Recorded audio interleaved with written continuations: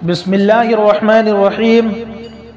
حضرت سلمان فارسی رضی اللہ عنہ کہتے ہیں کہ نبی کریم صلی اللہ علیہ وسلم نے شعبان کی آخر تاریخ میں ہم لوگوں کو واعظ فرمایا کہ تمہارے اوپر ایک مہینہ آ رہا ہے جو بہت بڑا مہینہ ہے، بہت مبارک مہینہ ہے۔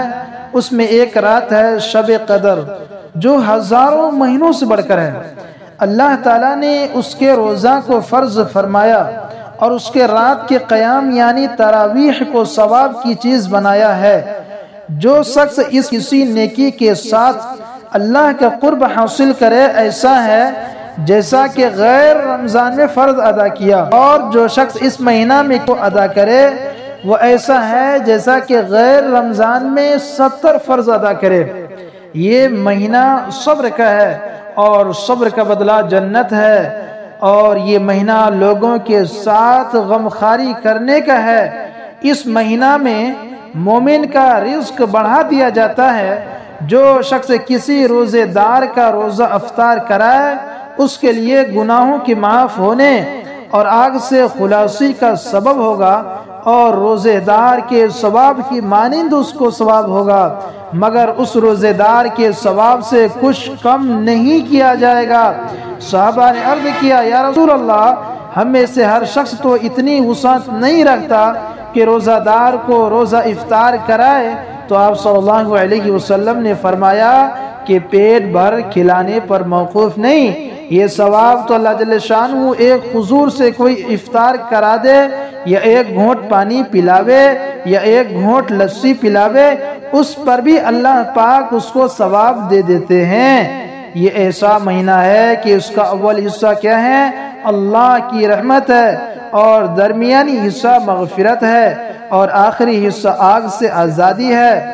جو شخص اس مہینہ میں ہلکا کر دے اپنے غلام و خادم کے بوجھ کو، حق تعالی شانہ اس کی مغفرت فرماتے ہیں اور آگ سے آزادی فرماتے ہیں۔ اور اللہ کے نبی صلی اللہ علیہ وسلم نے فرمایا کہ 4 چیزوں کی اس میں کثرت رکھا کرو، جن میں سے 2 چیزیں اللہ تعالیٰ کی رضا کے واسطے، اور 2 چیزیں ایسی ہیں کہ جن سے تمہیں چارہ کار نہیں۔ پہلی 2 چیزیں جن سے تم اپنے رب کو راضی کرو وہ کلمہ طیبہ اور استغفار کی کثرت ہے، اور دوسری 2 چیزیں یہ ہیں کہ جنت کی طلب کرو اور آگ سے پناہ مانگو۔ جو شخص کسی روزے دار کو پانی پلائے، حق تعالی شانہ قیامت کے دن اللہ کے نبی نے فرمایا کہ جو شخص کسی روزے دار کو پانی پلائے، حق تعالی شانہ قیامت کے دن میری حوض سے اس کو ایسا پانی پلائیں گے کہ جس کے بعد جنت میں داخل ہونے تک پیاس نہیں لگے گی۔ ایک دوسری حدیث میں حضرت ابو ہریرہ رضی اللہ عنہ نے حضور اکرم صلی اللہ علیہ وسلم سے نقل کیا کہ میری امت کو رمضان شریف کے بارے میں 5 چیزیں مخصوص طور پر دی گئی ہیں جو پہلی امتوں کو نہیں ملی ہیں۔ نمبر 1 یہ کہ ان کے منہ کی بدبو اللہ کے نزدیک مشک سے زیادہ پسندیدہ ہے۔ دوسری یہ کہ ان کے لیے دریا کی مچھلیاں تک دعا کرتی ہے اور افطار کے وقت تک کرتی رہتی ہے۔ نمبر 3 جنت ہر روز یہ آراستہ کی جاتی ہے۔ پھر اللہ تعالی شان قریب ہے کہ میرے بندے دنیا کی مشقیں اپنے اوپر سے پھینک کر تیری طرف آوے۔ نمبر 4 اس میں شرکت شیاطین کو قید کر دیے جاتے ہیں۔